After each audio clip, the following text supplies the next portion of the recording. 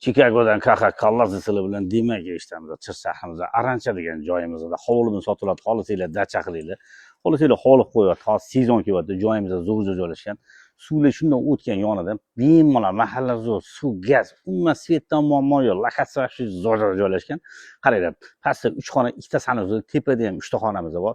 Kelajakda bemalol odam qo'ysanglar, bu tayyor biznes qilsanglar bo'ladi. Narxi ishkaladi, narxi sizlarga yoqadi. Narxi 60 ming sunnatiga o'tib beramiz. Telefonim bilan pastga o'tib ketamiz. Bizga laptopcha qilish esda chiqmasin.